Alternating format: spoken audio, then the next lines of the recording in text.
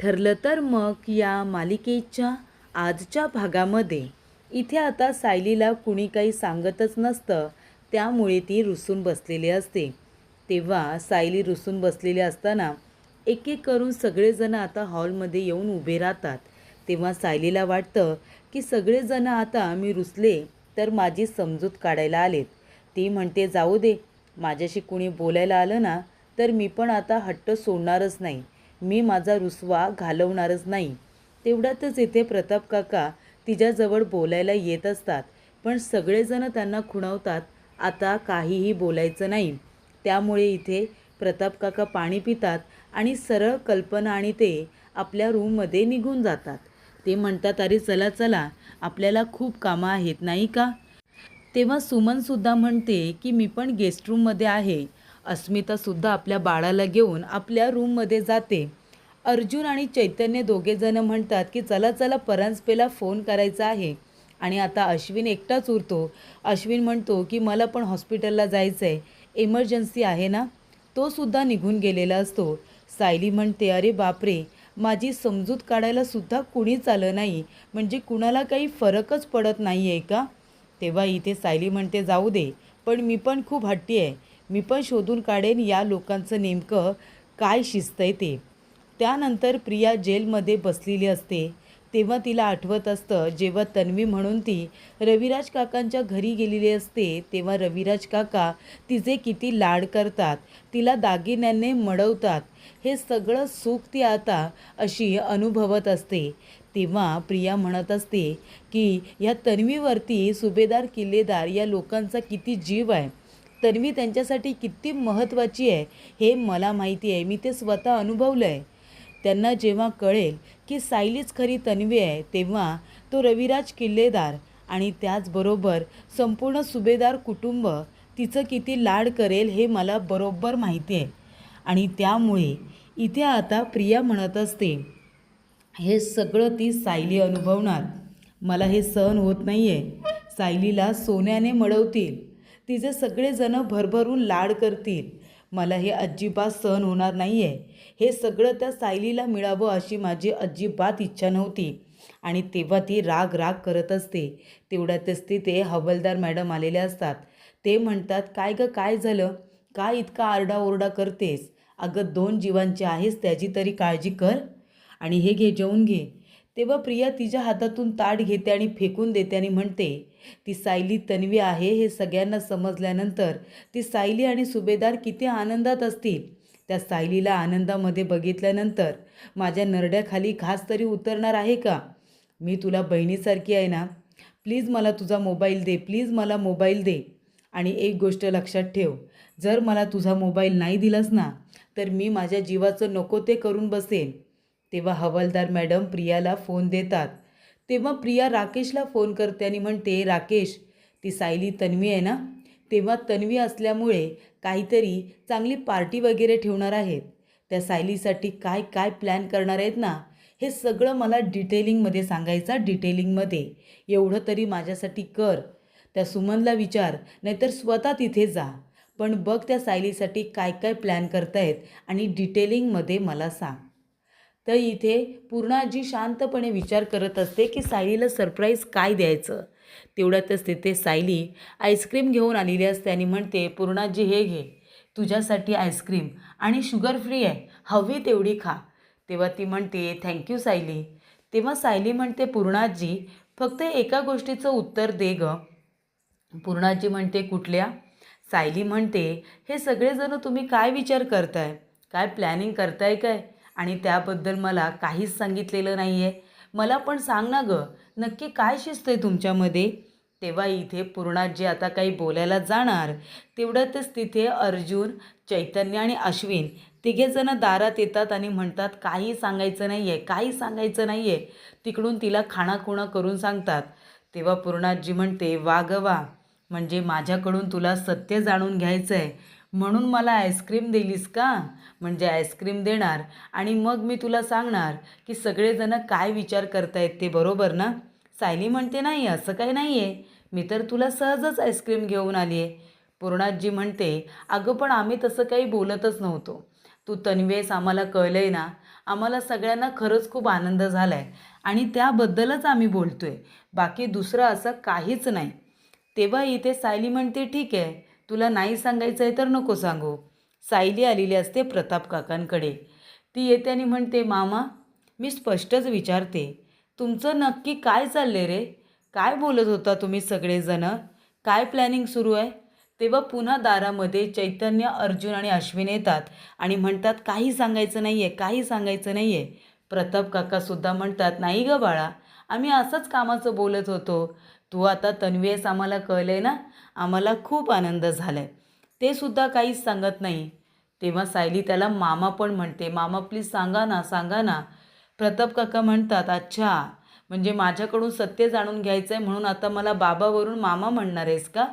पण खरंच सांगण्यासारखं काही नाहीच आहे. तेव्हा सायली आता कल्पना आणि अस्मिताच्या रूममध्ये आलेली असते. अस्मिता आणि कल्पनासुद्धा प्लॅनिंगच करत असतात. सायली म्हणते, तुम्ही दोघीजणी मला काहीच सांगणार नाही का? हे बघ, तुम्ही दोघींनी जर मला काही सांगितलं नाही ना, तर मग मी एक काम करेन ना, मी रुसून बसेन. माझी शपथ आहे तुम्हाला, सांगा बरं. तेव्हा इथे अस्मिता म्हणते, बाई, तू काय का छोट्या छोट्या गोष्टीला शपथी वगैरे घालतेस? शपथ मोड म्हण आधी, मोड बरं शपथ. तेव्हा सायली म्हणते, ठीक आहे, ठीक आहे, शपथ मोडली, पण सांगा आता काय चाललंय ते. अगं सायली, उद्याचा मेनू डिसाईड करतोय ना, स्वयंपाकामध्ये काय बनवायचं आहे त्याचा विचार करतोय. तुला आता थोडा आराम द्यायचा आहे ना म्हणून. तेव्हा इथे अर्जुन, चैतन्य आणि अश्विन तिथे येऊन कल्पना आणि अस्मिताला सुद्धा तसंच सांभाळतात. म्हणजे सायलीने कितीही प्रयत्न केले तरी तिला कळता कामा नये की उद्या तिच्यासाठी आम्ही आनंदाने सरप्राईज प्लॅनिंग करतोय. तिला इथे खूपच जास्त खुश ठेवण्यासाठी, तिचं वेलकम करण्यासाठी, तिला स्पेशल फील करून देण्यासाठी इथे आता छान असं तिच्यासाठी प्लॅन करतोय हे तिला आत्ताच कळता कामा नये. त्यानंतर सगळेजण पुन्हा इथे एकत्र बसलेले असतात.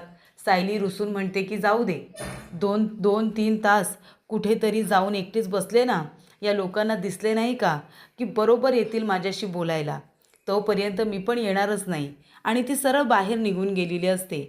तेवढ्यातच इथे अर्जुन, सायली हे दोघेजणं पुन्हा एकमेकांच्या समोर येतात. सायली म्हणते, काय चाललंय काय तुमचं? मी तन्वी आहे हे समजलं ना, पुरावे पण दिले, आता सगळं काही संपलंय ना, मग तरी पण का बरं तुम्ही लोक माझ्यापासून गोष्टी लपवताय? मला पण सांगा ना. तेव्हा सगळेजण म्हणतात, नाही नाही, तसं काहीच नाही आहे. सायली परत रूममध्ये रागाने निघून जाते. तेव्हा इथे आता डिसाईड झालेलं असतं की सायलीला तिची जवळची माणसं खूप आवडतात. सायलीबरोबर तिची जर माणसं असतील ना, तर ती आनंदी राहते, खुश राहते. त्यामुळे आपण सगळेजण एकत्र येऊया आणि सायलीसाठी सरप्राईज प्लॅन करूया. तिच्या सर्व जवळच्या माणसांना आपण उद्या बोलवायचं. तेव्हा इथे ठरलं तर मग म्हणून सगळेजण एकमेकांच्या हातावरती हात ठेवतात. सायलीला कुणी काहीच सांगत नाही. सायलीला कळलेलं नसतं की उद्या तिच्यासाठी काय प्लॅन केलेला आहे ते. तेव्हा प्रेक्षकांनो, इथे आता सगळेजण म्हणत असतात, उद्याची तयारी नीट झाली आहे ना, डेकोरेशन वगैरे सगळं व्यवस्थित झालं आहे ना. चैतन्य म्हणतो, आणि उद्या जे आपल्याकडे गेस्ट येणार आहेत त्यांची सोय झाली आहे ना. तेव्हा इथे अस्मिता म्हणते, बघा, आपल्या इथे गेस्ट येणार आहेत, आपल्यापेक्षा जास्त काळजी तर चैतन्यालाच आहे.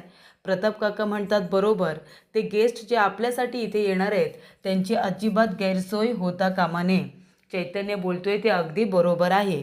तेव्हा इथे प्रताप काका म्हणतात, आणि लागणाऱ्या वस्तू वगैरे सगळं काही आणले ना. तेव्हा इथे अस्मिता म्हणते, सगळं काही आणलं आहे आणि जे जे काही हवं आहे ना ते सगळं मी उद्या सकाळी ऑर्डर करेन. आणि इथे कल्पना विचारत असते की मधुभाऊ आणि कुसुमताई कधी येणार आहेत? तेव्हा सुमन म्हणते, कुसुमताईंना मी फोन केला होता, त्या उद्या सकाळी लवकर येणार आहेत. आणि इथे अस्मिता म्हणते, आणि उद्या सायलीला घेऊन रविराज काका आणि प्रतिमा आत्याला मंदिरात जायचं आहे, ते लोक वेळेवरती येतील ना. तेव्हा इथे कुसुम म्हणत असते की काळजी करू नका. सुमन काकी म्हणत असते, भाऊजी आणि वहिनी उद्या वेळेवरती येणार आहेत म्हणूनच ते लवकर झोपायला गेलेत. तेव्हा इथे सगळी तयारी अगदी उत्तम झालेली असते. उद्या सायलीसाठी खूप मोठं सरप्राईज प्लॅन केलेलं असतं. त्यानंतर इथे प्रियाला पुन्हा रात्रीचं जेवण दिलेलं असतं, पण ती काही जेवलेली नसते. हातामध्ये भरलेलं ताट तसंच असतं. सगळे कैदी आता जेवायला आजूबाजूने जात असतात. तेव्हा इथे आता प्रिया काही जेवत नसते. तेव्हा एक कैदी तिथे येते आणि म्हणते, काय गं ये, जेवत का नाही आहेस? जेवायला नको आहे का तुला? तुला नको असेल तर दे मला, दे इकडे. मला जेवायला दे. पण इथे प्रिया काही तिच्याकडे लक्ष देत नाही.